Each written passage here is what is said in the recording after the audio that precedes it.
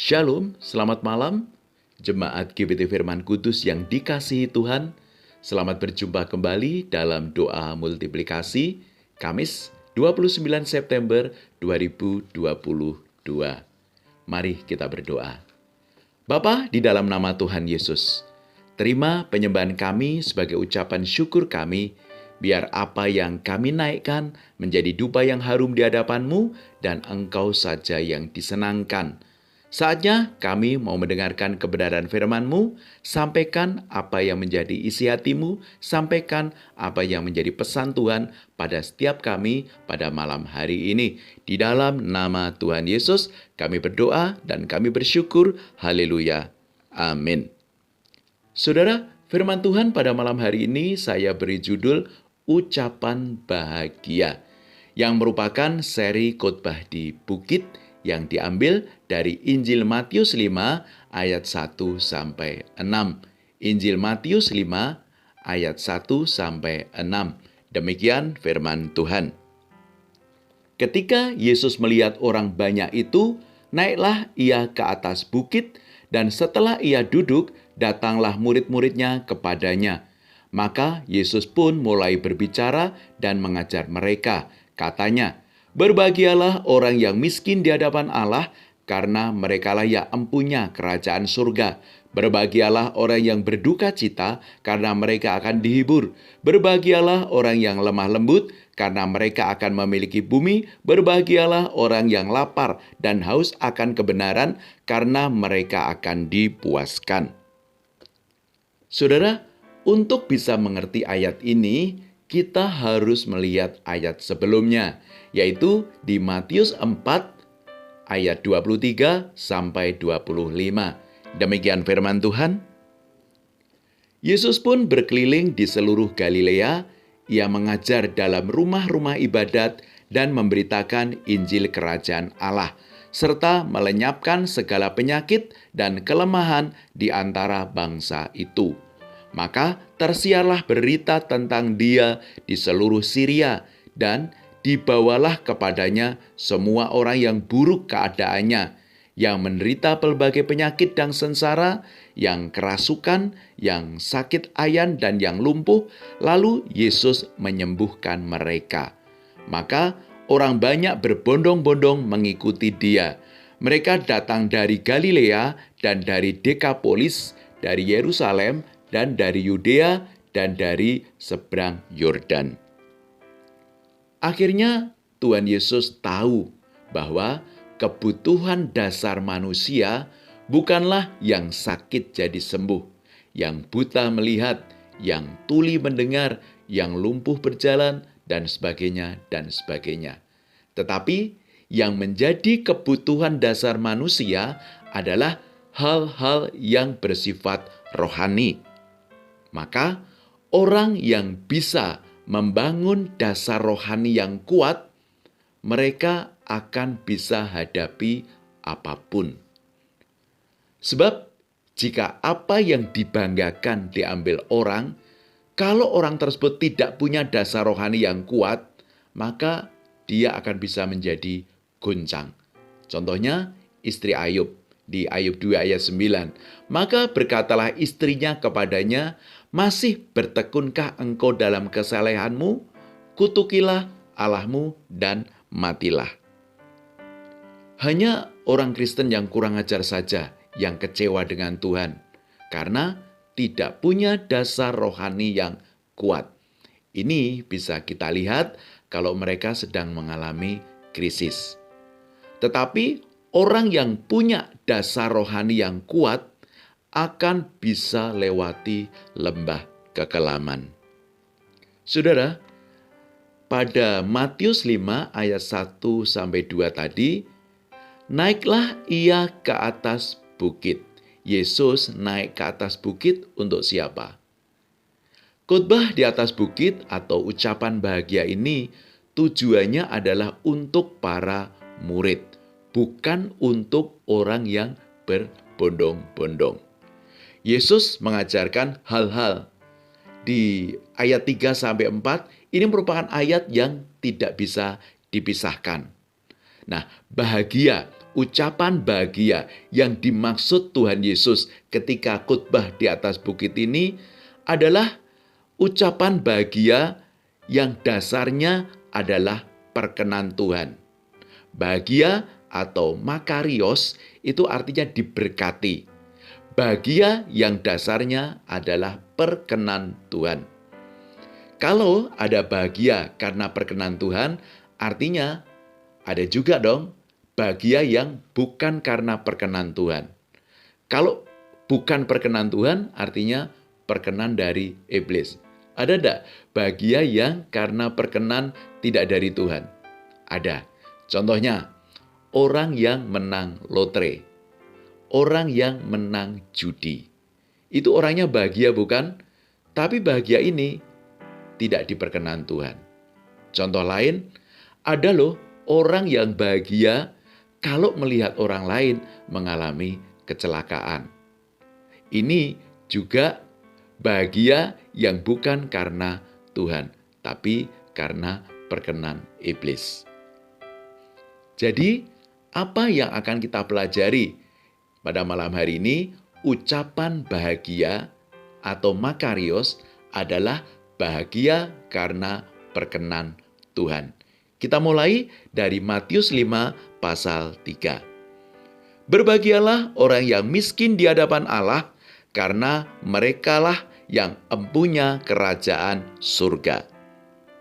Saudara, miskin dalam bahasa aslinya itu memiliki dua makna. Yang pertama, penes, dan yang kedua, prokos. Penes artinya orang yang miskin tetapi masih bisa hidup secara sederhana. Kalau di masyarakat kita kenal dengan orang yang prasejahtera. Dia tidak bergaya hidup mewah sih, tapi dia masuk kategori miskin, tapi bisa makan. Itu penes. Tetapi yang prokos, ini orang miskin yang sama sekali tidak punya apa-apa. Ya memang miskin, untuk makan aja dia tidak bisa.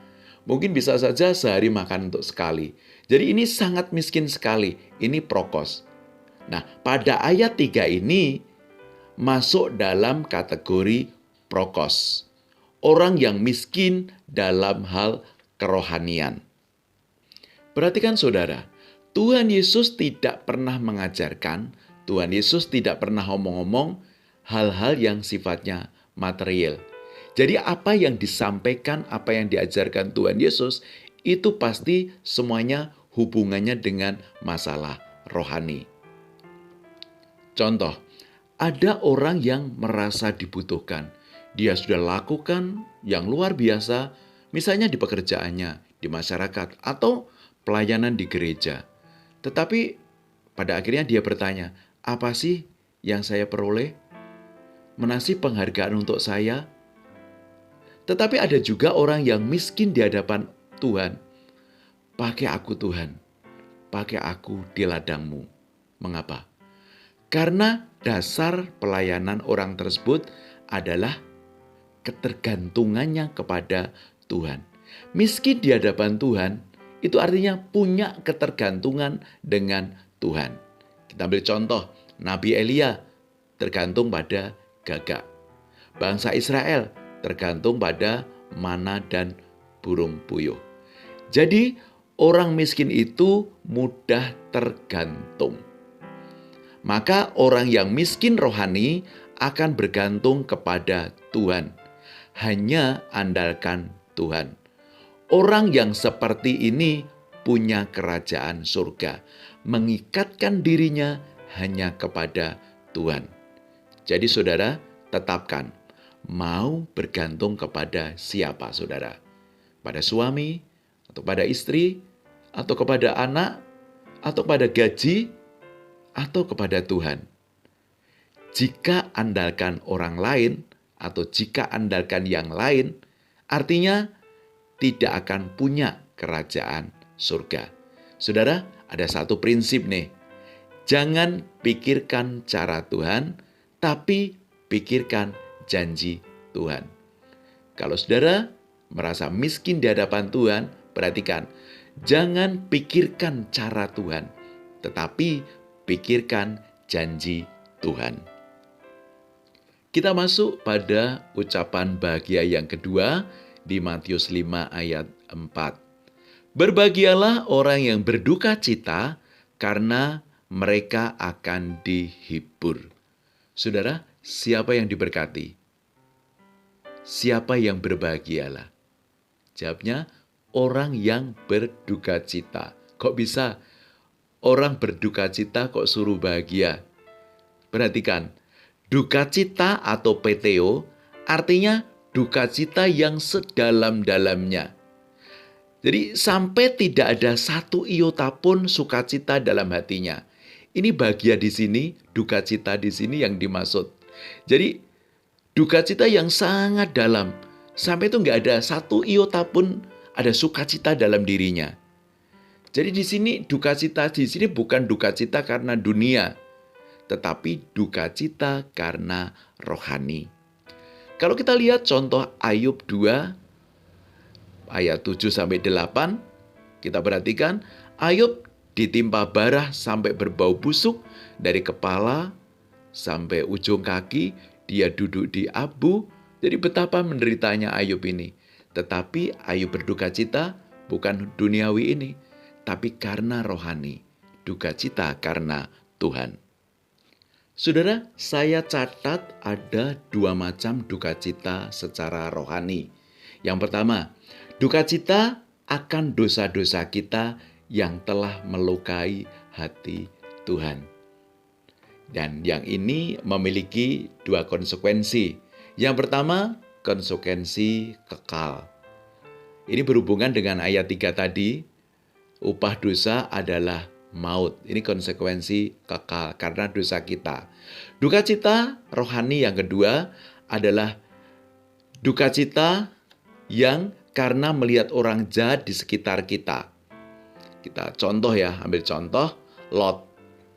Lot hidup ada di Sodom dan Gomora. Kita ngerti orang-orang di Sodom dan Gomora itu hidup dalam kejahatan. Dan akhirnya Tuhan kirim malaikatnya untuk ambil Lot, untuk dibawa keluar dari Sodom dan Gomora. Saudara, merupakan siksaan yang berat loh kalau orang hidup di sekitar orang-orang yang jahat. Dia itu bisa menderita. Nah, orang-orang yang seperti ini, orang yang hidup dalam lingkungan orang jahat ini, dia butuh pertolongan. Dan itu menjadi tugas kita. Bukan saja telah mencoreng nama Tuhan. Nah, ini menjadi bagian kita. Apa yang harus kita lakukan? Jangan hakimi orang tersebut. Belum tentu kita lebih baik dari dia loh ya. Misi kita ini adalah agen Tuhan untuk bawa orang-orang kepada Tuhan. Sekarang kita akan masuk di ucapan bahagia yang ketiga di Matius 5 ayat 5. Saudara perhatikan bahwa Matius 5 ayat 5 dan ayat 6 ini tidak bisa dipisahkan juga. Kita mulai dari Matius 5 ayat 5. Berbahagialah orang yang lemah lembut karena mereka akan memiliki bumi. Dalam bahasa aslinya, lemah lembut atau praus itu artinya tenang. Nah, tenang di sini bisa jadi keras ya pada porsinya, tapi juga tidak keras pada porsinya. Orang yang bisa menempatkan diri, itu orang yang tenang. Bukan orang yang tidak pernah konflik, bukan juga orang yang tidak pernah marah, bukan lemah lembut konsep dunia. Jadi lemah lembut konsep dunia bukan. Misalnya gini ya, oh inji, iya pak, dan sebagainya dan sebagainya. Kata lemah lembut bukan masalah konsep dunia. Tetapi lemah lembut dalam bahasa aslinya pros itu artinya tenang.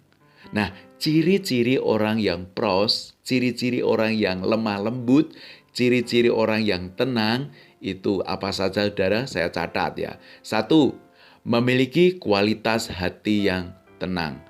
Jadi orang ini bawaannya ya tenang. Ada masalah ya tenang, sedang marah ya tenang. Jadi orang bisa menempatkan diri. Ya saat keras dia harus keras, saat tidak keras dia ya tidak keras. Jadi orang yang tenang ini sulit ya kita untuk menjalani hal seperti ini, posisi tenang. Ada masalah, tidak ada masalah, bawaannya ini orang tenang. Nah, ini ciri orang yang pertama, orang yang pros, orang yang lemah lembut, memiliki kualitas hati yang tenang. Ciri yang kedua, orang yang tidak mudah tersinggung. Tidak mudah tersinggung. Jadi ada konflik, ada apapun, dapat kritikan, dapat cemoohan, dia bawaannya ya tenang. Jadi lemah lembut atau praus. Sedangkan ciri yang ketiga adalah tidak mudah tersulut emosi. Tidak mudah untuk marah ketika hadapi apapun. Ya bawaannya tenang. Ya tenang begitu. Ciri yang keempat, tidak balas dendam. Dia tidak akan menuntut haknya. Orang yang menyakiti orang lain itu menderita, ya enggak? Nah, jika kita disakiti orang, misalnya difitnah, maka kita kasihan loh dengan orang yang menyakiti kita. Karena apa? Bukan kita ini yang sakit bukan, tapi justru yang sakit adalah orang yang menyakiti kita. Kita yang difitnah ya santai saja begitu. Tapi orang yang fitnah malah hidupnya tidak tenang. Nah, ini yang harus kita alami ya, kita pelajari ya saudara ya. Orang yang lemah lembut, ciri keempat, orang yang tidak balas dendam, orang yang tidak menuntut haknya. Sedangkan ciri yang kelima, orang yang lemah lembut, tidak pernah menonjolkan diri. Ciri yang keenam, tidak fokus pada diri sendiri. Dan yang ketujuh, jika melihat sesuatu, dia itu seperti ketemu Tuhan gitu loh bawaannya. Bahwa dia sadar bahwa saya sedang dalam pembentukan Tuhan. Nah, orang yang belajar Alkitab secara terus-menerus, dia pasti hidupnya akan dibentuk Tuhan dan sempurna seperti yang Tuhan mau. Berbahagialah orang yang lemah lembut karena mereka akan memiliki bumi. Arti kata memiliki bumi artinya mewarisi bumi.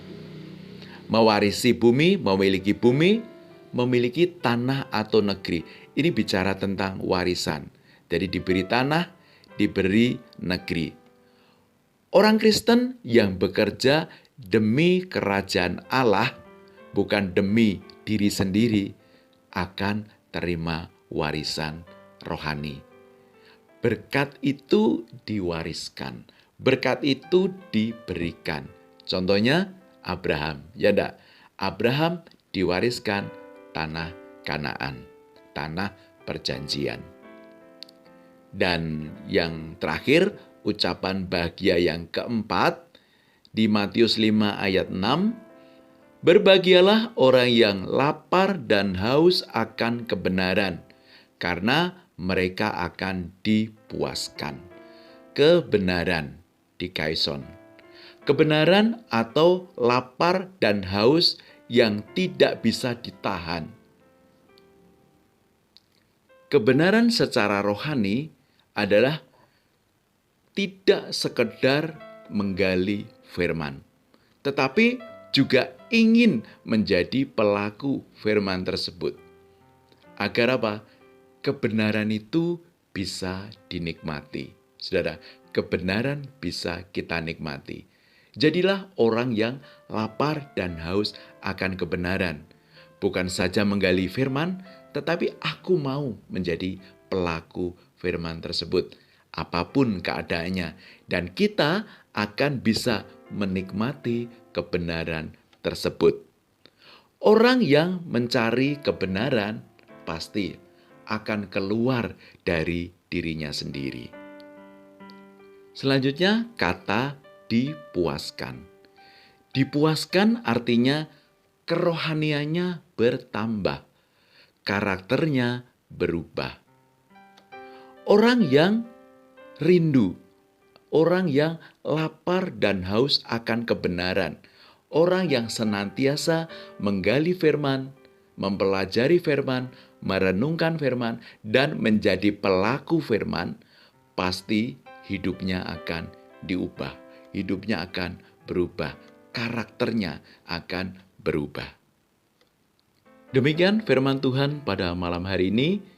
Malam hari ini kita sudah belajar 4 ucapan bahagia dan kita akan tunggu seri ucapan bahagia selanjutnya.